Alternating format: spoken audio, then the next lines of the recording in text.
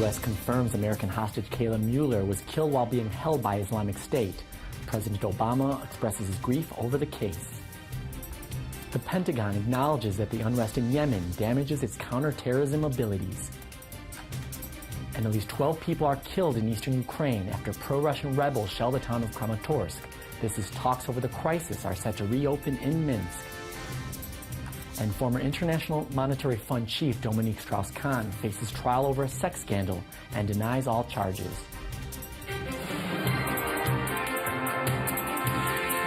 Good morning. Welcome to i24 News. U.S. President Barack Obama expresses grief over the death of American citizen Kayla Jean Mueller, who was an aid worker in wartime Syria.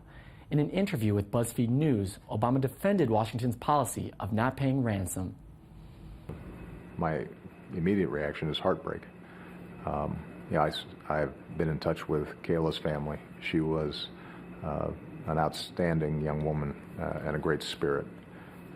And I think that spirit will live on. I think the more people learn about her, the more they appreciate what she stood for and how it stands in contrast with the barbaric organization that held her captive.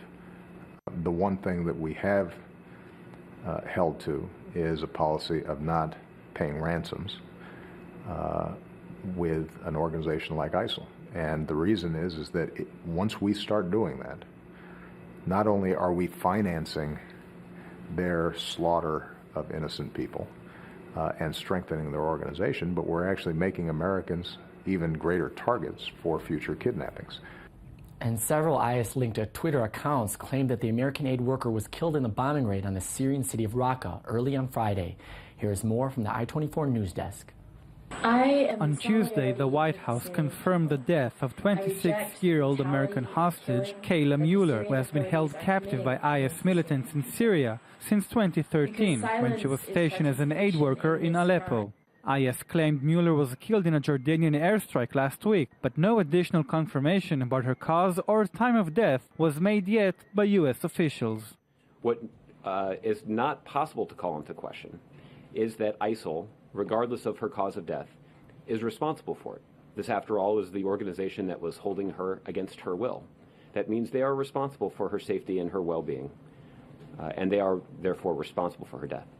The heartbroken Mueller family then released the final letter she sent them while held captive, in which Kayla wrote, quote, "I will never ask you to forgive me, as I do not deserve forgiveness," end quote. Back at Mueller's hometown of Prescott, Arizona, vigils were held on Monday with the local residents and acquaintances still hoping she would be found safe and sound. U.S. confirms at least one more American citizen is held hostage in the Middle East, and prayers are now focused on wishful thinking that no other would share Mueller's fate. Meanwhile, the Pentagon acknowledged that the political unrest in Yemen was impacting its counterterrorism capabilities, but said it was still training some Yemeni forces and could still carry out operations inside the country against al-Qaeda militants. This morning it was announced that the U.S. Embassy in Yemen will be closed starting today due to security concerns. The Pentagon spokesman briefed the media. There's no question, as a result of the political instability in Yemen, that our counterterrorism capabilities have been affected. I couldn't stand up here and tell you that they haven't been. Of course they have been.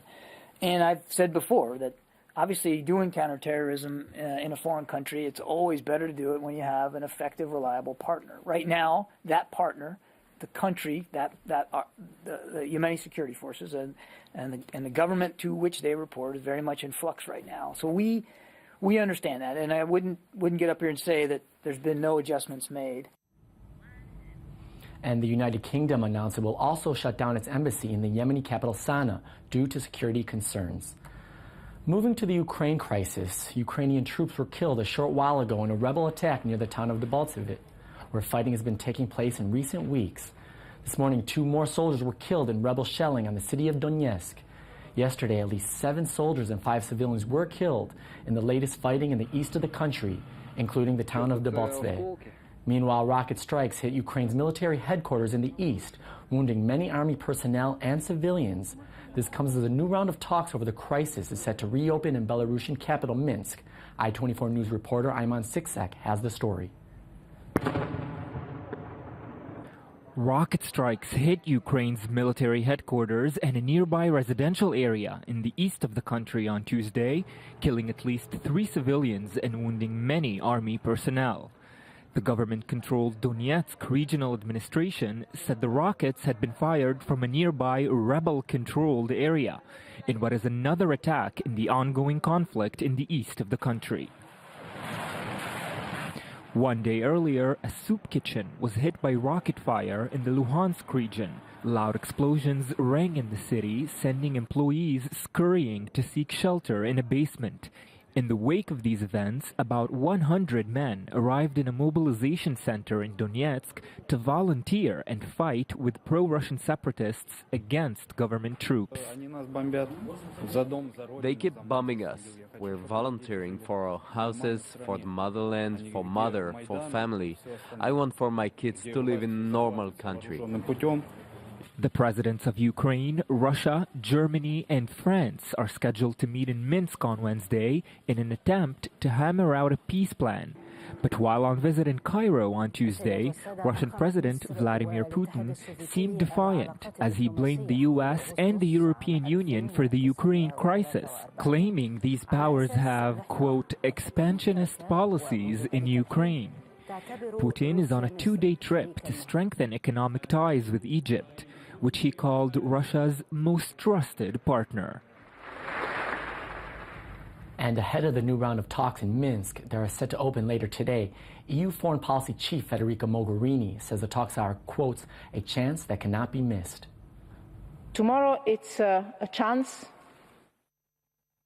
It's not a certainty. It's a chance that cannot be missed for all the reasons that I stated in the beginning of my speech. For the people that are losing their lives, for the principles of international law, for the sovereignty of a state, and for preserving and restoring peace in Europe. The former head of the International Monetary Fund, Dominique Strauss-Kahn, arrived at a French courthouse yesterday to testify over his alleged role in sex parties with prostitutes. Strauss-Kahn insists he committed no crime. The story from Leo Berdugo and Shai Ben-Ari.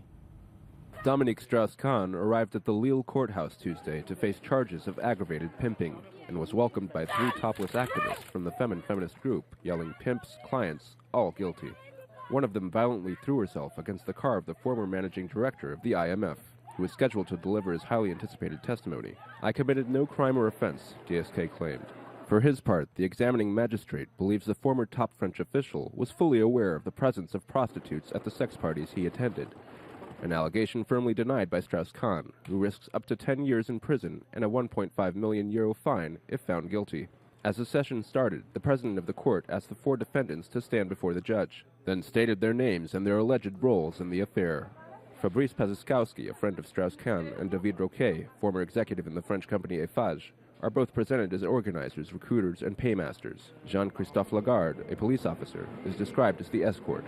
But DSK's role is yet to be determined. He is unequivocal. He did not organize such events. He added that he hates having relations with prostitutes. Munia, a former sex worker who's one of the plaintiffs in the case, declared in her testimony he did not talk about money, but she recognizes she knew who Strauss-Kahn was.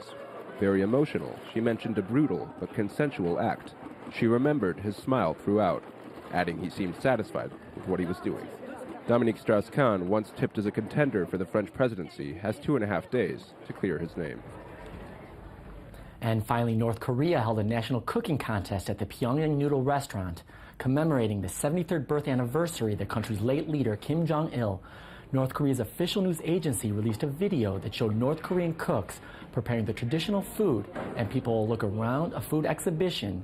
Since solo is one of the typical dishes of Korean cuisine, which is made by putting numerous ingredients such as beef ribs, radishes, dates, and pine nuts into a metal pot and cooking them in a broth.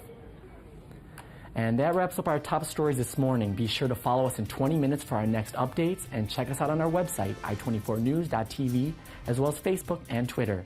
I'm Danny Swibel, live from the Jaffa Port. Thank you for watching.